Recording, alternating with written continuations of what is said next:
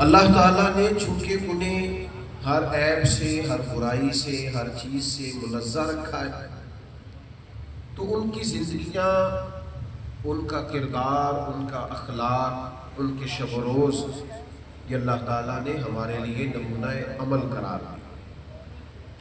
فرمایا جو نبی بھی ہم نے دنیا میں بھیجے وہ اس لیے بھیجے کہ ان کی پیروی کی جائے۔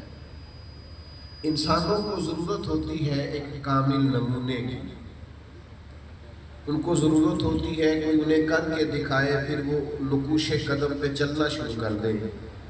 اللہ تعالیٰ نے دنیا میں جو انبیاء کو مبعوث فرمایا تو اس کا مقصد قرآن مجید نے یہ بیان کیا ہے کہ اللہ تعالیٰ کے احکامات پر انبیاء اپنی امتوں کو عمل کر کے دکھائیں گے، اور پھر امتیں اس طرح کریں گی کہ جو ان کے نبیوں نے انہیں کر کے دکھایا وہ بھی اسی رستے کی مسافر بنے۔ تمام انبیاء کرام علیہ السلام اس مقصد کے لیے دنیا میں ہیں۔ ہمارے ہاں نا بہت ساری چیزوں کو صرف منایا جاتا ہے، اپنایا نہیں جاتا۔ بہت سارے معاملات میں لوگ اپنی محبت کے اظہار کے لیے تو بہت سارے رستے اپناتے ہیں، سارے ہی الحمدللہ خیر والے ہیں، کسی کی نیت پر، ارادے پر، محبت پر شک نہیں ہے، پر یہ ہے کہ جس سے آپ محبت کر رہے ہیں، جس کے عشق کا آپ دعویٰ کر رہے ہیں، جس کی غلامی کا آپ دم بھر رہے ہیں، ان کی اتباع کے لیے، ان کی پیروی کے لیے، ان کے نقش قدم چلنے کے لیے اندر جذبہ کیوں بیدار نہیں ہوگا؟ پوری ہمت کے ساتھ، پوری کاوش کے ساتھ، پوری فکر کے ساتھ اور ساری توانائیاں لگا کر اللہ سے توفیق مانگی جائے اور پھر کوشش کی جائے کہ انبیاء کرام کے رستوں کو اپنایا جائے۔ اور یہ تو سب انبیاء کرام کی بات ہے نا، تو جہاں تک بات ہے میرے اور آپ کے پیارے محبوب علیہ السلام، تو میرے نبی کریم صلی اللہ تعالیٰ علیہ وسلم کے بارے میں میرا رب فرماتا ہے وَمَن يُطِعِ الرَّسُولَ فَقَدْ أَطَاعَ اللَّهَ۔ کبھی قرآن مجید کے اس جملے کو دیکھو گے تو ناز کرو گے، رب کہتا ہے معاملہ ہی گویا ختم ہو گیا، جس نے اس رسول کی اطاعت کی تحقیق اسی نے تو اللہ کی اطاعت کی۔ تم نے یہ نہیں سمجھنا کہ تم نبی پاک علیہ السلام کی پیروی میں قدم اٹھا رہے ہیں، فقط یہ نہ سمجھا کہ حضور سید عالم علیہ السلام کے احکامات پر عمل کر رہے ہو۔ اس محبوب کامل و اکمل، اس دانائے غیوب محبوب کے جب تم قدموں پر چلو گے، ان کے نقشے پاک و آنکھوں کا سرما بناؤ گے، تو سمجھ لینا کہ ہم نے اپنے رب کی فرما برداری کرنا ہے۔ صحابہ کرام علیہ رضوان کا نا نبی پاک علیہ السلام سے جس طرح پیار کرنے کا انداز والہانہ تھا نا، زیارت کرنے کا انداز والہانہ تھا، خدمت کرنے کا انداز والہانہ تھا، تحائف پیش کرنے کا، غلامی کے نذرانے پیش کرنے کا، درود پڑھنے کا انداز والہانہ تھا، اسی طرح ان کے دلوں میں نا نبی پاک علیہ السلام کی فرما برداری کا جذبہ بھی والہانہ تھا۔ وہ ہمارے ہاں جو گنجائش پیدا کی جاتی ہے نا، رخصت پر عمل کیا جاتا ہے، ٹھہر کے کر لیں گے، ابھی عمر بڑی بڑی ہے، اور مختلف قسم کی باتیں اپنے اندر خود ہی پیدا کر کے ہم اپنے آپ کو مطمئن کر لیتے ہیں کہ یار دنیا کے ساتھ بھی چلنا پڑتا ہے، حالات کے تقاضے بھی دیکھنے پڑتے ہیں، مجھے روزمرہ کے معاملات میں بھی مسائل کا سامنا کرنا پڑتا ہے، اپنے آپ کو خود ہی مطمئن کر لیتے ہیں۔ نبی پاک علیہ السلام کے صحابہ چونکہ حضور سے والہانہ عشق کرتے تھے، لہذا وہ تقاضوں کو نہیں دیکھتے تھے، وہ رسول پاک کی رضا کو دیکھا کرتے تھے۔ حضور کی رضا کیا ہے؟ زمانہ سارا جس مرضی رستے جائے، ہم نے تو اس رستے جانا ہے جو نبی پاک کی رضا والا رستہ ہے، اس راہ کا انتخاب کرنا ہے۔ اب دیکھیے بخاری شریف میں موجود ہے، حضرت ام المومنین جناب ام حبیبہ رضی اللہ تعالیٰ عنہ، یہ مومنوں کی ماں ہے اور جناب حضرت ابو سفیان رضی اللہ تعالیٰ عنہ کی صاحبزادی ہیں۔ فرماتی ہیں کہ جب میرے والد گرامی حضرت سیدنا ابو سفیان رضی اللہ تعالیٰ عنہ کا وصال ہوا تو 3 دن گزرے تھے ابھی والد صاحب کے وصال کو، فرماتی ہے میں اٹھی، میں نے غسل کیا، خوشبو لگائی، 3 دن پورے کرنے کے بعد میں نے اپنے آپ کو فوری طور پر دنیا کے اور روزمرہ کے کاموں میں مشغول کیا۔ فرماتی ہے مجھے حاجت نہیں تھی، ظاہر والد کا غم ابھی موجود تھا، لیکن ذرا اس فکر کو اور غلامی کے اس جذبے کو سمجھیے گا۔ ارشاد فرماتی ہے چونکہ نبی پاک علیہ السلام نے فرمایا ہے کسی کے جانے کے بعد اس کا سوگ 3 دن سے زیادہ نہیں کرنا، سوائے اس عورت کے لیے جس کا خاوند انتقال کر جائے۔ تو فرماتی ہے غم اپنی جگہ گویا، دکھ اپنی جگہ والد کے جانے کا، پر ہم نے کرنا وہ ہے جو مدینے والے محبوب کا حکم ہے، جو حضور ارشاد فرما رہے رنگے چمن پسند نہ پھولوں کی بو پسند، ہم کو ہے وہ پسند جسے آئے تو پسند۔ سبحان اللہ۔ چونکہ نبی کریم علیہ السلام کا حکم یہ ہے، ارشاد مبارک یہ ہے کہ 3 دن سے زیادہ سوگ نہیں کرنا۔ لہذا میں اٹھی، میں نے غسل بھی کیا، خوشبو بھی لگائی، روزمرہ کے کام بھی شروع کر دی۔ میرے بھائیوں یاد رکھیے گا، لوگ کیا کہیں گے، لوگ کیا بولیں گے، لوگ اس پر اس طرح کی رائے زنی کریں گے، لوگ اس طرح کی اپنی بات پیش کریں گے، لوگ کہیں گے دیکھو اس نے کام بھی نہیں کیا، دیکھو اس نے دکان کھول لی ہے، دیکھو یہ کام پہ لگ گیا ہے۔ یہ ساری باتیں تب ہوتی ہیں جب لوگوں کی مرضی پہ چلنا ہو، اور جب چلنا ہو نا مدینے والے محبوب کی مرضی پہ۔ پھر یہ نہیں دیکھا جاتا لوگ کیا کہتے ہیں، پھر خواہش تو یہ ہوتی ہے کہ میں سب کچھ بھلا سکتا ہوں، اپنے محبوب کا حکم نہیں بھلا سکتا، اپنے نبی کریم علیہ السلام کی بات نہیں بھلا سکتا۔ یہ داعیہ اپنے اندر پیدا کرے، یہ جذبہ اندر پیدا کرے۔ ایک ایک قطرے سے انقلاب آتا ہے، ایک ایک کر کے دنیا کی رسموں کو توڑنا پڑے۔ آپ کو تھوڑا لوگ انوکھا بھی کہیں گے، ہو سکتا ہے وقتی طور پر تانا زنی بھی کریں، یہ بھی ممکن ہے کہ جن سے آپ کو توقع ہو شاباشی کی وہی اختلاف کرنے لگے۔ یہ ساری باتیں آپ کو فیس کرنی پڑ سکتی ہیں، لیکن راضی اپنے حبیب کو رکھنا۔ میں ایک دفعہ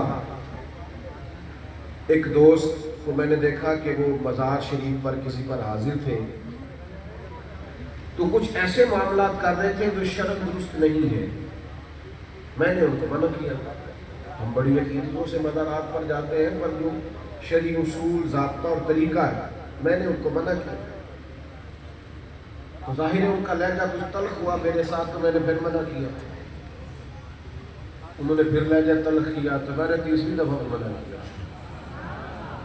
تو میرے قریب کھڑے دوست مجھے کہنے لگے کہ یہ اتنی تلخی کر رہا ہے تو آپ، تو میں نے کہا کہ وہ اپنی مرضی کر رہا ہے اور ڈٹا ہوا ہے، اور میں اسے رب رسول کی مرضی بیان کر رہا ہوں تو میں پیچھے ہٹ جاؤں؟ یہ عجیب بات ہے نا، وہ اپنی مرضی کر کے ڈٹ گیا اور میں شریعت پر بھی نہ ڈٹوں، یہ کیسے ہو سکتا؟ تو شروع ہو کر گالی 1000 دے، یہ وہ نشہ ہی نہیں جسے کوئی ترشی اتار دے۔ آپ کو مضبوط اعصاب کے ساتھ، مضبوط افکار کے ساتھ، آپ کو ذہنی قلبی مزاج کی مضبوطی کے ساتھ نبی کریم کی غلامی کرنی۔ غلام نہ کچے پکے نہیں ہوا کرتے، غلام وہی ہوتے ہیں جو ذرا پکے ہو۔ محبت کرنے والے اور عشاق کبھی بھی پلپلے نہیں ہوتے، وہ کبھی بھی قوت فیصلہ سے عاری نہیں ہوتے، ان کی اس طرح کی طبیعت نہیں ہوتی کہ نہ قوت ارادہ ہو نہ قوت فیصلہ ہو، اور عشق کا دعویٰ پھر بھی وہ کرتے رہے۔ عشاق کا یہ مزاج ہوتا ہے کہ وہ ہر طور اپنے محبوب کی باتوں کو سمجھتے ہیں، اپنے محبوب کی باتوں پر عمل کرتے ہیں، اپنے محبوب کریم علیہ السلام کی گفتگو کو ہمیشہ اپناتے ہیں۔ حضرت ابو ذر غفاری رضی اللہ تعالیٰ عنہ نے جس قیمت کا اور جس طرح کا لباس پہنا ہوا تھا نا، بالکل اسی طرح کا لباس ان کے غلام نے بھی پہنا ہوا تھا۔ آج اس جدید ترین معاشرے اور سوسائٹی میں یہ نہیں ہو سکتا کہ جس طرح کا لباس کسی مالک نے پہنا ہو اسی طرح کا اس کے ڈرائیور نے بھی پہنا ہو۔ کمپنی کے سربراہ کا اور ملازمین کا لباس ایک جیسا ہو، یہ کیسے ہو سکتا ہے؟ آج کے اس مہذب زمانے میں جس میں لوگوں کا دعویٰ ہے کہ دور بڑا پڑھا لکھا ہے اور حالات بڑے بدل گئے ہیں اور اب وہ دور نہیں رہا، لیکن اس دور جاہلیت کے اندر اس کو زمانہ ہی جہالت کا کہا جاتا ہے، جس میں غلام بکا کرتے تھے، منڈیوں سے خرید کے لوگ لاتے تھے، وہاں آقا اور غلام کا لباس ایک جیسا ہو جانا بہت بڑی غنیمت تھی، اور بخاری میں موجود ہے۔ لوگوں نے حضرت ابو ذر غفاری رضی اللہ تعالیٰ عنہ سے سوال پوچھ ہی لیا، کہا جناب فرمائیے نا، یہ انداز یہاں کے لوگوں کی نہیں ہے، یہ کلچر یہاں کا نہیں ہے کہ آقا اور غلام ایک جیسے کپڑے پہنے، تو ماجرا کیا ہے؟ تو حضرت ابو ذر غفاری رضی اللہ تعالیٰ عنہ فرمانے لگے، کسی غلام کو میں نے کوئی سخت جملہ کہہ دیا تھا، حضور علیہ السلام نے تنبیہ فرمائی، اور کریم نے 3 باتیں ارشاد۔ آپ کی توجہ ہے میری بات پر؟ جو نہیں بولے ویسے ان کی بھی ہے نا، معذرت کے ساتھ ہے، صحیح نا؟ اللہ آپ کو جزائے خیر۔ آپ نے پریشان نہیں ہونا، آپ کی سب سے زیادہ گرمی کا احساس مجھے ہے، اور اس محفل کا سب سے زیادہ بڑا مہمان خصوصی وہ ہے جو سب سے زیادہ تکلیف سے بیٹھا ہے۔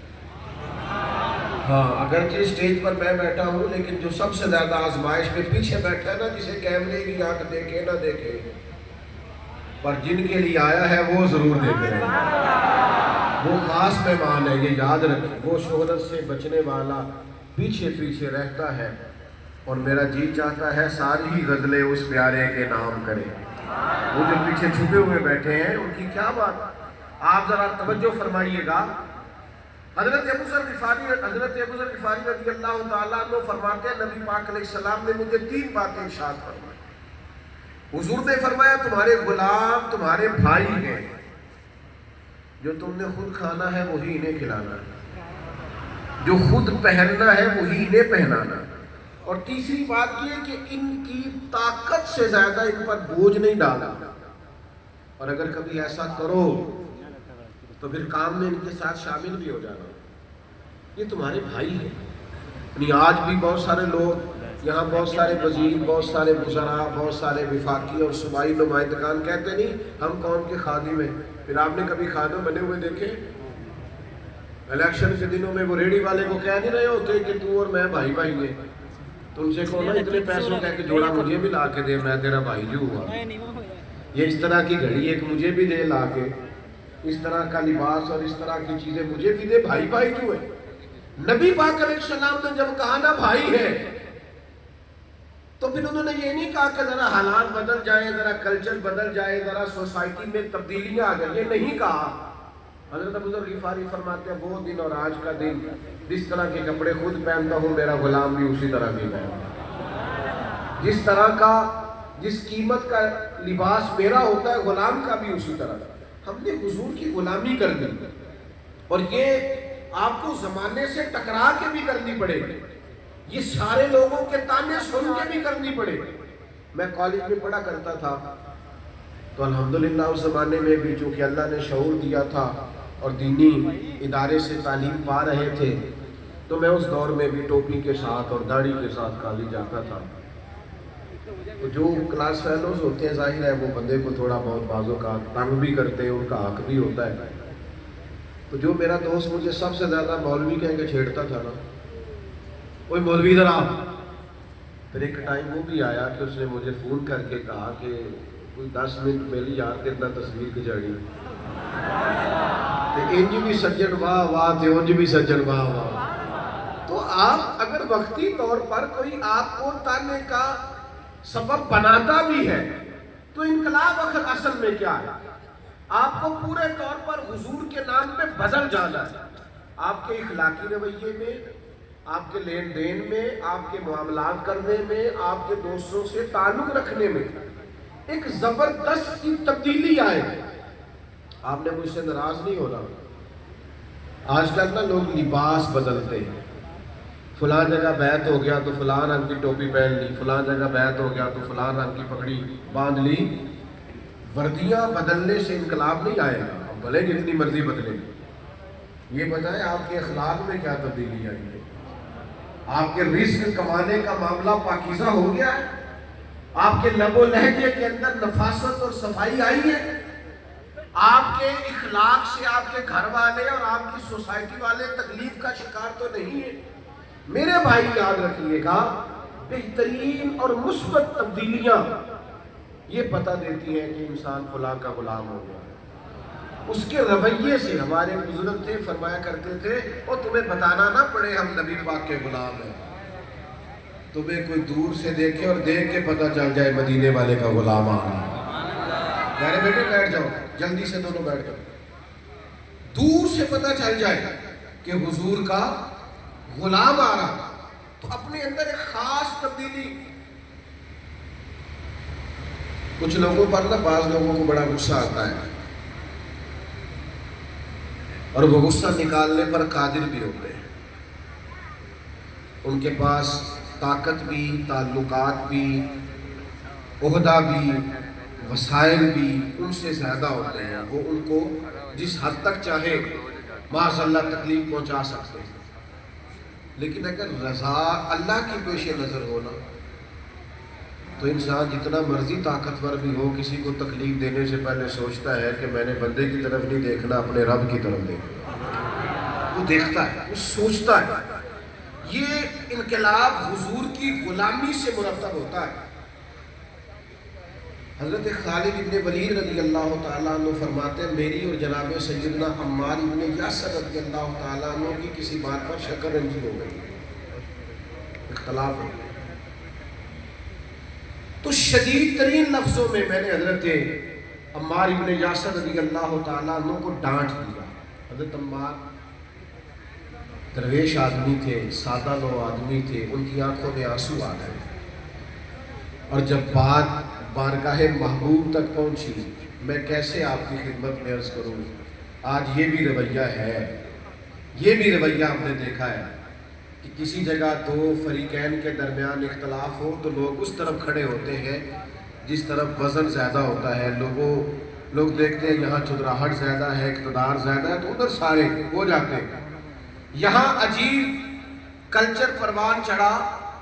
حضرت خالد ابن ولید رضی اللہ تعالیٰ عنہ ارشاد فرماتے ہیں کہ جب یہ بات حضور تک پہنچی نا، بیٹا آپ لوگ کھڑے ہوں گے تو میں دعا کر دوں گا، آپ پھر سارے کھڑے ہوں گے، پیچھے دیکھیں پیچھے تک کھڑے ہو گئے، تو پھر اس طرح کرتے دعا کر دیتے ہیں، چونکہ محفل کی تو ترتیب اس طرح نہیں ہوتی، جلدی سے بیٹھیں آپ لوگ۔ یہ سامنے جو دوست ہے نا، اصل مسئلہ پریشانی والا جو ہے نا آج کل وہ موبائل ہے۔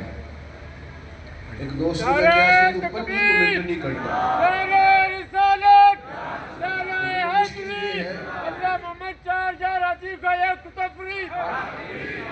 آپ کو یہ تو سمجھ آ گئی نا، میں ٹائم نہیں دیتا، زیادہ جگہوں پہ کیوں نہیں جاتا، یہ تو میرے خیال ہے شکوہ آپ کا دور ہو گیا ہوگا، یہ تو آپ کو سمجھ آ گئی ہوگی بات کی۔ دوست بیچارے چیزوں کو سمجھتے نہیں، آپ اتنے پیارے لوگ ہیں، اب سارے کھڑے ہو جائیں کہ موبائل لے کے، تو موبائل تو سب کے پاس ہے، تو پھر جو بیٹھے ہیں ان بیچاروں کو دشواری ہوتی ہے۔ دیکھیں یہ آگے جو کھڑے ہیں یہ تو بہت دیر سے پریشان ہیں، آپ جلدی سے بیٹھ جاؤ پیارے بھائی، جلدی سے، آپ بہت اچھے لوگ ہیں، فٹافٹ جی فٹافٹ، اللہ تعالیٰ سلام، بس 2-4 منٹ دے، میں بات سمیٹ دیتا ہوں انشاءاللہ۔ حضرت خالد بن ولید رضی اللہ تعالیٰ عنہ ارشاد فرماتے ہیں کہ جب یہ بات حضور تک گئی نا میری اور جناب عمار ابن یاسر کی اختلاف کی، تو فرماتے ہیں نبی پاک نے کوئی بات نہیں کی، ایک ہی جملہ کہا، فرمایا جس نے عمار ابن یاسر کو ناراض کیا اسے اللہ رسول بھی ناراض ہے۔ اب جو حضرت خالد ابن ولید کے لفظ ہے نا، وہ اختلاف کیا تھا، وہ بات کیا ہوئی، وہ تنازع کی وجہ کیا بنی، ان کا رتبہ کیا ہے، سٹیٹس کیا ہے، معیار کیا، یہ ساری باتیں وہ کرتے ہی نہیں۔ حضرت خالد ابن ولید فرماتے ہیں مجھے اللہ کی قسم، جب حضور نے فرمایا نا کہ جس نے اس کو ناراض کیا اس نے رب رسول کو ناراض کیا، تو فرماتے ہیں اس وقت میرے دل میں جناب عمار ابن یاسر کی رضا سے بڑی اور خواہش ہی کوئی نہیں، کیونکہ ہمیں نہیں دیکھنا حالات کا تقاضا کیا ہے، ماحول کیا ہے، ہمیں تو یہ دیکھنا ہے کہ ہمارے محبوب کی اس بات پہ راضی ہے، نبی پاک کی چاہت کیا ہے، حضور کی خواہش کیا ہے۔ تھوڑا نا فکری ذہنی انقلاب کی ضرورت ہے۔ میں نے دنیا میں نا کچھ لوگ بڑے مست دیکھے ہیں، سارے انہیں کچھ کہہ رہے ہوتے ہیں پر وہ مست ہوتے ہیں۔ انہوں نے اپنی زندگی کا ایک دائرہ کار بنایا ہوتا ہے. آپ اختلاف کر سکتے ہیں وہ غلط ہے کہ ٹھیک ہے، لیکن بعض لوگ اپنے خیال میں پوری طرح محو ہوتے ہیں، پرواہ نہیں کرتے. وہ کہتے ہیں میں جہاں ہوں نا میں بہترین ہوں، تم سب کو ہی نہیں پتا میں کہاں پہنچ گیا ہوں. کچھ لوگ آپ کو زندگی میں ایسے ملیں گے بلا مثال و بلا تشبیہ. سارے لوگ آتے تھے صحابہ کو سمجھانے کے لیے، کیونکہ ایک ایک دو دو تین تین کر کے صحابہ دائرہ اسلام میں جب داخل ہوتے تھے، مسلمان ہو کر حضور کے صحابہ بنتے تھے، غلام ہوتے تھے، تو سارے لوگ ان کو سمجھانے کے لیے آتے تھے کہ جناب آپ نے کون سا راستہ اختیار کر لیا ہے پر قربان جائے. وہ کہا کرتے تھے تمہیں کسی بات کا پتہ نہیں، ہم جہاں پہنچ گئے ہیں بالکل ٹھیک پہنچ گئے ہیں. وہ پورے طور پر محو رہتے تھے، ذوق تھا ایک. ان کے ساتھ ہزاروں لاکھوں اس وقت لوگ موجود نہیں تھے، لیکن وہ پوری توانائی کے ساتھ عمل کرتے تھے. ایک بات طے جو کر لی ہے، ایک چیز کو حق جان جو لیا ہے، اب اس میں کسی قسم کی کوئی گنجائش وہ دینے کو تیار نہیں تھے. حضرت حکیم بن حزام رضی اللہ تعالیٰ عنہ صحابی ہیں. یہ بات آپ نے ضرور توجہ سے سنی. حضور سے انہوں نے کچھ مانگا، اللہ کے حبیب نے عطا کیا. حضور تو سب کو دیتے، مانگیں گے مانگے جائیں گے، منہ مانگی پائیں گے. سرکار میں نہ لا ہے نہ حاجت اگر کی ہے. اور سرکار اعلیٰ حضرت فرماتے ہیں میرے کریم سے گر قطرہ کسی نے مانگا، دریا بہا دیے ہیں دربے بہا دیے. اور ایسا کوئی محبوب کہیں ہوگا نہ کہیں ہے، بیٹھا ہے چٹائی پہ مگر عرش نشین ہے. اور ملتا نہیں کونین کو کیا کیا تیرے در سے، ایک لفظ نہیں ہے جو تیرے لب پہ نہیں ہے. ایک لفظ نہیں ہے جو تیرے لب پہ نہیں ہے. حضرت حکیم بن حزام کہتے ہیں میں آیا، حضور نے کچھ دیا، میں نے کچھ اور عرض کی تو محبوب نے اور دیا. کہتے ہیں نبی پاک نے مجھے ایک بات ارشاد فرمائی. حضور نے فرمایا کہ جو لوگ اس مال، یہ مال بڑا میٹھا اور لذیذ ہوتا ہے، جو اسے قناعت کے ساتھ لیتے ہیں نا اللہ ان پر فضل کرتا ہے. اور حضور فرمانے لگے حکیم، یہ ذرا آپ نے یاد رکھنی ہے بات. حضور نے فرمایا حکیم جو لوگ مال لالچ کے ساتھ لیتے ہیں نا، وہ اس بھوکے کی طرح ہو جاتے ہیں جو کھاتا تو بہت ہے پر اس کا پیٹ نہیں بھرتا. یہ جو مال کے حریص ہوتے ہیں، یہ جو مال کے لالچی ہوتے ہیں، ان کی سائیکی اس طرح کی ہوتی ہے کہ جتنا مال بڑھتا جاتا ہے بھوک اور پیاس بھی اتنی بڑھتی جاتی ہے. ہاں کہیں پہ قناعت کرے، رکے، ٹھہرے، اللہ تعالیٰ صبر بھی دے دیتا ہے. لیکن کچھ لوگ حال میں مزید کی دوڑ ان کو سکون نہیں لینے دیتی. سہ سہ نفل نوازا پڑ یا ظالم نفس نہ مردہ ہوئی، بان فقیروں کسے نہیں ماریا اے ہوئی چور اندر دا ہو. یہ اندر ہوتا ہے لالچ، یہ جاتا نہیں. تو حضرت حکیم بن حزام رضی اللہ تعالیٰ عنہ بیان فرمانے لگے کہ نبی کریم علیہ السلام نے مجھ سے فرمایا کہ میرے ساتھ وعدہ کرو کبھی کسی دنیا دار کے آگے ہاتھ نہیں پھیلاؤ، کبھی نہیں سوال کرتے. ادھر دیکھو میرے نوجوان دوستوں، یہ جو پالٹیاں ڈال کے روٹیاں کھاتے ہیں یہ بھی چھوڑ دو، گھر کے کھانے کا ذائقہ بناؤ. یہ اپنی زبان کو بے لگام نہ چھوڑو کہ یہ لذتوں کی عادی ہو جائے. جو گھر میں ماں کھانا پکاتی ہے وہ کائنات کے کسی بازار سے نہیں ملتا. اپنے آپ کو قناعت پسند کرو، رکو، سمجھو، غور کرو. وہ لوگ بڑے سیانے ہوتے تھے جو کہیں ڈیوٹی پہ بھی جاتے تھے تو کھانا باندھ کے لے کے جاتے تھے. ان کے لہجے کبھی بھی کسی لالچ کی طرف نہیں جھکتے تھے. حضرت حکیم ابن حزام سے نبی پاک نے فرمایا وعدہ کرو کسی دنیا دار کے سامنے ہاتھ نہیں پھیلاؤ گے. یا رسول اللہ کبھی نہیں پھیلاؤ گے. حضور نے مثال ظاہری فرمایا. حضرت ابو بکر صدیق نے بلا کے کہا حکیم یہ کچھ مال غنیمت میں سے حصہ لے لے. فرمایا مجھے نہیں چاہیے، میں